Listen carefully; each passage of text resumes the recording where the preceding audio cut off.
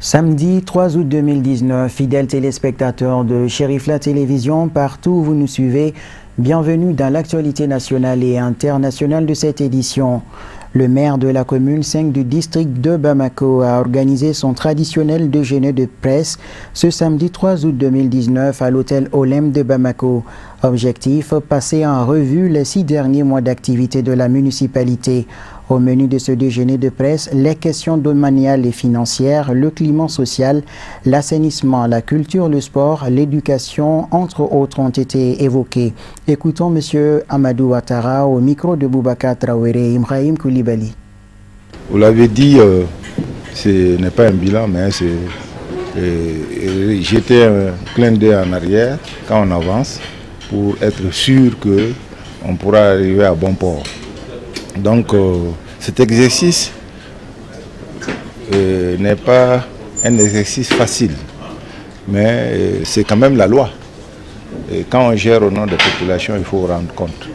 Et nous pensons pouvoir nous plier à cette exigence qui est de rendre compte aux citoyens. C'est pourquoi tous les 6 mois, nous appelons la presse et on va passer aussi dans les quartiers pour faire la restitution pour les activités que nous menons en leur nom. Qu'est-ce qu'on a pu avoir en termes de moyens financiers et quelle activité on a pu mener avec ça et chiffres à l'appui pour permettre aux citoyens lambda qui veut comprendre, qui peut fouiller, et les journalistes que vous êtes, fouiller pour rendre compte, pour voir si effectivement ce qui est dit est fait correctement. Nous n'avons pas la prétention de tout réussir, mais nous osons espérer que c'est par là qu'il faut aller avec la décentralisation, parce que tant qu'on ne communique pas, on ne serait jamais compris. Nous pensons que les 6 mois écoulés, la commune 5 a été éprouvée. Elle a été sérieusement éprouvée, mais il n'y a pas eu seulement que des difficultés. Nous avons connu l'installation du PADUP qui fait environ 5 milliards. Et aujourd'hui, sillonnez un peu les 5 quartiers qui couvrent le PADUP, vous allez voir qu'il y a des belles choses qui se font.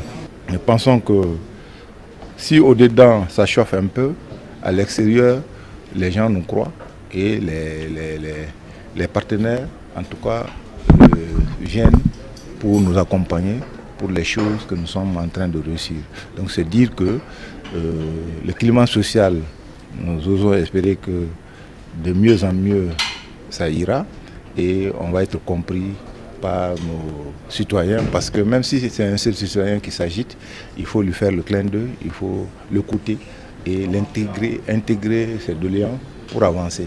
Et c'est ce rôle-là pour lequel les populations nous ont fait confiance, le bureau communal et les 45 élus, eux, nous ne faiblirons pas, en tout cas par rapport à cet état de fait. Nous allons écouter tout le monde, intégrer l'idée des uns et des autres, tout ce qui peut nous faire avancer, nous allons faire avec, mais tout ce qui sera de nature à retarder, nous allons nous en convaincre. Nous allons convaincre pour dire, bon, il faut qu'on puisse passer par des raccourcis pour relever les défis qui sont énormes. Direction la Maison des aînés de Bamako, où la Fédération des associations et groupements de la société civile pour l'alternance au Mali Vision 2023 a tenu les assises de son tout premier congrès statutaire. La cérémonie d'ouverture a eu lieu ce samedi 3 août sous le parrainage de l'imam Mahmoud Diko et de Madame Sissé Asmao Bari. Le point avec Kafouné Bachili Seydou Niaré. Ce congrès, qui en est à sa première, s'est déroulé sous les signes Ensemble pour un Mali nouveau. La Fédération des associations et regroupements de la société civile pour l'alternance au Mali, FASCAM, est un regroupement national de la société civile composé d'une dizaine d'associations, clubs et mouvements. Elle se fixe pour, entre autres objectifs, de mobiliser et de sensibiliser en faveur d'une alternance crédible au Mali, travailler à faire restaurer la justice et la fraternité, gage de tout progrès, contribuer à rendre les élections justes, libres, équitable et transparente au Mali et enfin éveiller la conscience de la population malienne sur les réalités du pays. Ce congrès-là, on l'a fait pour le Mali parce qu'on pense que ce pays a besoin de ses fils aujourd'hui. Le pays crie pour demander au secours à ses enfants. C'est pour cela que nous, les associations, une centaine d'associations à travers le Mali, on s'est donné la main pour ce pays, pour qu'on puisse se battre pour sauver le pays dans ce déclin. Parce que pour nous, le pays, ça ne va pas du tout aujourd'hui. La sécurité est atteinte, l'économie, ça ne va pas du tout. C'est pour cela que nous, on a voulu se donner la main. On parle de dialogue politique et dialogue national. Bon, on est prêt pour ça. Ça, c'est un schéma. À défaut de ce dialogue, bon, il y a beaucoup d'options. Mais pour le moment, on est prêt à aller à ce dialogue-là pour aller dire ce qu'on en pense, ce qu'on croit pour ce pays, ce qu'on peut faire pour le pays, à l'encontre de tous les peuples maliens. Moi, je dis aujourd'hui, il faut que les Maliens sachent qu'on est des frères et sœurs. Tchekele, Moussokele. On est Kélé. Ni Maliens ne fera pas de on est Kélé. Nous sommes les mêmes familles, mêmes parents. Tous les Maliens sont un et indivisibles. En plus, on demande à tous les Maliens de se réunir autour de cette fédération pour qu'on puisse dire ce qui est mieux pour notre pays et ce qui n'est pas bon pour notre pays. Voilà, nous, cet appel-là, on lance à tout le monde. Le parrain de la cérémonie, Imam Mohamed Diko, a remercié les initiateurs pour les choix portés sur sa modeste personne. Si les gens se mettent ensemble, surtout la société civile, pour quand même parler du Mali, parler de la paix, de la réconciliation, de retrouvailles, je crois que c'est une très bonne chose.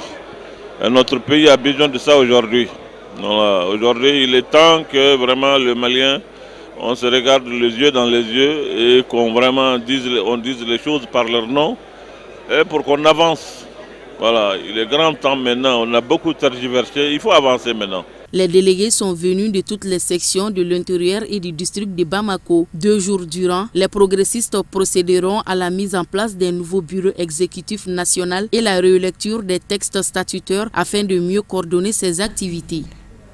Le foyer des jeunes de Lafiabougou en commune 4 du district de Bamako a abrité ce samedi 3 août les travaux de l'atelier de formation des jeunes au premier secours. Ce cadre de renforcement des capacités est initié par M. Issa Guindo, ancien maire de la dite commune. Reportage Kadia Toumbaï, Samba Traoré. La jeunesse étant l'avenir d'un pays était la cible principale de cette éducation de l'homme moderne. Les 3 modules enseignés aux jeunes se portaient entre autres sur la personne consciente qui respire, la réanimation cardio-pulmonaire et les hémorragies. Il faut former les jeunes parce qu'ils sont les premiers témoins des accidents surtout de la voie publique. Okay? Et si le témoin n'est pas formé, qu'est-ce qui va se passer? La victime peut mourir, peut devenir handicapée également. Donc, il va de soi que le premier témoin, que généralement la jeunesse soit formée aux gestes de premier secours. Raison pour laquelle nous on dit que c'est une éducation de l'homme moderne. C'est-à-dire l'homme d'aujourd'hui, qui vit sur cette terre-là, il ne peut pas aller sans le premier secours. Il doit être formé obligatoirement au premier secours. Il ne serait-ce qu'il va au moins sauver des vies, même dans sa propre famille. Quelqu'un qui tombe par exemple par suite d'un AVC, un accident vasculaire cérébral, qu'on nous dit en bambara tension yabi. Alors, si il n'est pas formé, la personne va tomber sur le côté. Par fini, la personne va perdre ce côté. Mais si le premier témoin est là, il peut sauver. Quelqu'un qui fait un arrêt cardiaque, s'il est là, il peut commencer à réanimer le cœur également. Voilà. J'aimerais que la jeunesse malienne s'investisse beaucoup dans la formation en premier secours. Tous doivent être formés. Parce que l'avenir de ce pays aujourd'hui, c'est la jeunesse. Dans le cadre de la conscientisation de la population, l'Alliance Beko Issa Guindo a initié la formation au premier secours de 150 jeunes de la commune 4 du district de Bamako. Une première selon le parrain dans sa commune et d'autres actions du genre sont envisagées dans tout le district de Bamako à se dire. Nous avons invité ce matin 150 jeunes de la commune 4 pour qu'ils aient cette formation aussi importante que n'importe quelle formation. Bon, ce n'est pas seulement la commune 4, on compte l'étendre dans toutes les 6 communes, les autres communes du district. Parce que former ces jeunes, c'est former presque tous les jeunes du district parce qu'eux peuvent être aussi des formateurs. Et c'est ce que j'ai dit tout de suite à leur endroit. Je dis qu'autour du thé, autour de leurs grains, autour de leur lieu de causerie, ils peuvent eux aussi former des jeunes. Parce que vous voyez, secourir un accidenté, surtout le premier secours, est très important. au moins ça va lui permettre d'attendre l'arrivée des spécialistes. Vous savez, maintenant, souvent, s'il y a un accident, on s'empresse de l'amener à l'hôpital, peut-être dans les mauvaises conditions. Dans les mauvaises conditions. Et arriver là-bas, peut-être l'état dans lequel il va se retrouver à l'hôpital est même plus grave que l'accident, parce qu'on va le manipuler, on le tord dans le taxi par-ci, par-là, on dérange. Peut-être s'il y a fracture, on peut coincer ses nerfs, tout ça. C'est très grave, ça peut être très grave. Et certains même perdent leurs jambes à cause du mauvais premier secours. Bon, donc c'est pour cela, quand Magan m'a dit qu'il peut former ces jeunes, je lui ai vraiment dit qu'on le fasse très vite. Et c'est pour cette raison que j'ai quand même pris le parrainage en charge afin que puissent être formés les jeunes de la commune 4. En plus de la formation théorique, les formateurs ont procédé à des démonstrations. L'actualité à l'échelle nationale, c'est aussi le lancement de 10 nouveaux bus par le service Machinery Track. La cérémonie qui a eu lieu le vendredi 2 août 2019 au Centre international de conférences de Bamako a enregistré la présence de plusieurs personnalités. Tata Touré, Ibrahim Koulibaly. Le service Machinery Truax est une entreprise de distribution de produits Volvo visant à résoudre l'épineuse question des transports publics en Afrique, particulièrement au Mali, d'où la tenue de cette cérémonie de lancement de 10 nouveaux bus de marque Volvo, initiée par la société SMT en collaboration avec Africa Tour Trans. Aujourd'hui, SMT est une société qui évolue très fort au Mali.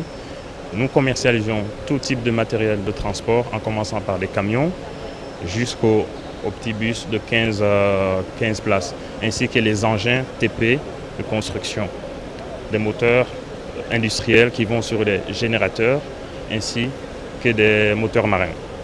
Voilà ce que nous faisons. Et nous ne faisons pas que vendre ces matériels. Nous suivons aussi ces matériels, c'est pourquoi nous avons investi dans des garages flambant neufs pour montrer vraiment aux opérateurs économiques maliens qui doutent encore de la capacité de SMT que nous sommes là et nous souhaitons que cette société évolue avec nos partenaires. Volvo, c'est une marque qui met très en avant la sécurité, l'environnement et la qualité. Donc si je peux parler des caractéristiques comme vous demandez, parce que ça dépend d'un produit à un autre, on est toujours sur des engins qui respectent l'environnement par rapport aux normes de pollution. La sécurité n'est pas mise à côté dans des engins Volvo, et la qualité. Vous allez vous voir vous-même quand vous allez monter dans ces bus, vous allez voir par vos yeux la qualité et la sécurité qui est vraiment mise en avant. La cérémonie a été marquée par des remises de cadeaux de la tombola qui avait mis en jeu différents lots à gagner via un tirage au sort. Et les gagnants ont été respectivement gratifiés d'un billet aller et retour. Jean Boaké et le peuple de là-bas, c'est les Baoulés. Ils ont tellement apprécié, ils disent que c'est un avion Baoulé. Pas parce que le bus il file, mais parce qu'il est confortable. Si vous rentrez à l'intérieur, vous verrez que c'est comme dans un avion avec des ports USB, la climatisation, les ceintures de sécurité individuelles pour chaque fauteuil. Il faut dire qu'ils ont misé beaucoup sur l'intérieur des bus quand même. Eh bien, donc, je suis responsable de la commercialisation des bus Volvo en Afrique de l'Ouest et en Afrique centrale pour 26 pays africains. Et je suis très fier aujourd'hui de me présenter ici à Bamako et de participer à l'inauguration du lancement des bus de Africa Tour Trans ici à Bamako. Ce sont des bus Android qui sont de toute dernière génération, avec des moteurs Volvo très peu énergivores, donc qui vont très peu consommer, qui vont également très peu polluer et qui sont très résistants et qui vont pouvoir offrir au peuple malien une qualité de transport qui n'existait pas encore jusqu'à présent. La cérémonie a pris fin par une visite guidée des nouveaux bus de marque Volvo.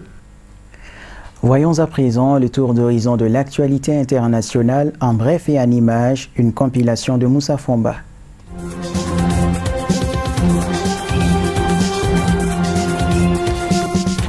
Cela Cela fait des mois que Henri Konan Bédié appelle à la création de cette coalition de partis politiques d'opposition pour faire face au RHDP du président Alassane Ouattara avec la présidentielle d'octobre 2020 en ligne de mire. Ce vendredi 2 août, sur l'antenne de RFI, l'ancien chef d'État ivoirien a soutenu que cette plateforme devrait inclure le FPI de Laurent Gbagbo et l'ancien président de l'Assemblée nationale Guillaume Soro. Mais rien n'est encore signé. Un moyen de mutualiser les actions de chacun avec un objectif commun, faire plier le régime du président Alassane Ouattara pour l'organisation d'élections libres, crédibles et transparentes pour la présidentielle de 2020. Suite à sa visite à Bruxelles, Henri Konan Bédié a également invité Laurent Gbagbo et les siens à rejoindre l'initiative. Sur ce point, la manœuvre s'annonce plus difficile. Le FPI est toujours coupé en deux et la branche soutenue par Gbagbo ne reconnaît pas le président du parti, Pascal Afin Guessan, qui est aussi censé adhérer à la plateforme.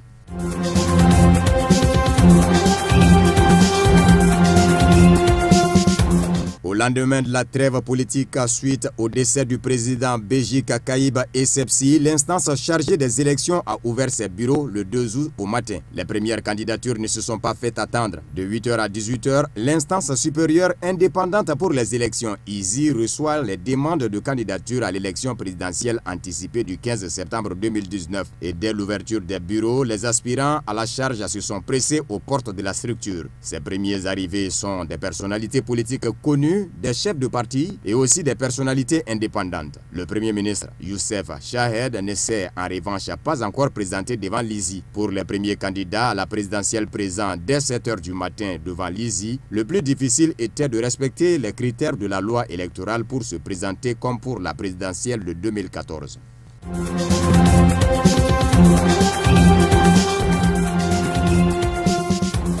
La justice béninoise a condamné ce vendredi 2 août l'ex-premier ministre Lionel Zinsou à 5 ans d'inéligibilité pour dépassement de frais de campagne électorale et usage de fausses attestations. Le tribunal a suivi l'ensemble des réquisitions prononcées le 19 juillet par le ministère public. Tout a été retenu contre l'ancien premier ministre de Boni Yahi qui a perdu l'élection présidentielle face à Patrice Talon au second tour en 2016. L'ex-premier ministre qui ne s'est jamais présenté depuis le début de la procédure était représenté par un de ses avocats qui n'a pas souhaité parler à la presse. Maître Robert Dossou, vétéran du barreau béninois et conseil de Lionel Zinsou, déclarait à RFI le jour des réquisitions qu'il s'agissait d'un procès monté de toutes pièces pour rendre son client inéligible. La condamnation est largement commentée sur les réseaux sociaux.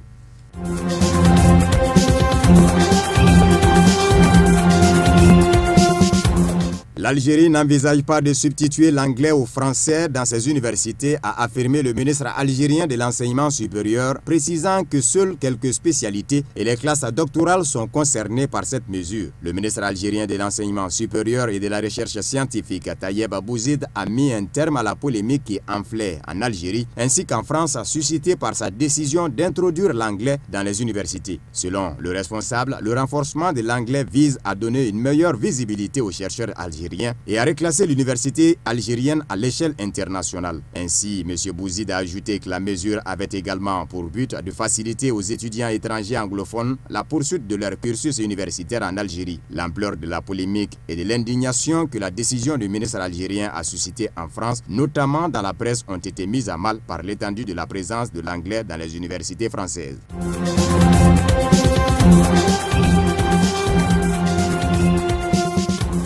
L'espoir renaît au Soudan. Des centaines de personnes sont descendues vendredi dans les rues de la capitale Khartoum pour célébrer l'accord entre les généraux au pouvoir et les dirigeants protestataires. L'accord ouvre la voie à une transition vers un régime civil. Le Conseil militaire soudanais et la principale coalition d'opposition sont parvenus à un accord pour inaugurer une nouvelle période de gouvernance, a révélé le médiateur de l'Union africaine pour le Soudan lors d'une conférence de presse tenue samedi aux premières heures de la journée. La délégation du Mouvement pour la liberté et le changement et la délégation du Conseil militaire de transition ont poursuivi ce soir leurs travaux sur la déclaration constitutionnelle. Je suis très heureux au nom de la médiation africaine et au nom des deux parties aux négociations, a expliqué Mohamed Hassan Lebat, médiateur de l'Union africaine pour le Soudan.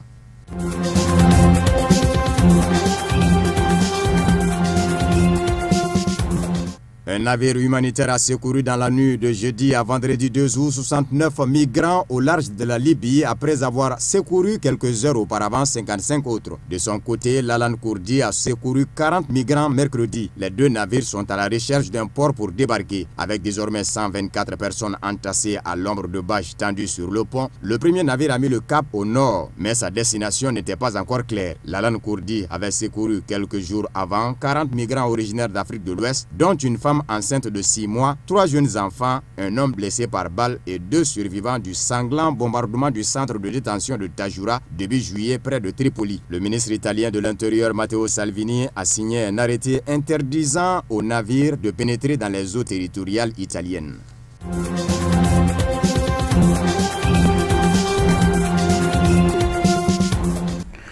Voilà qui met fin à ce journal que j'ai eu le plaisir de vous présenter. Grand merci à vous de l'avoir suivi.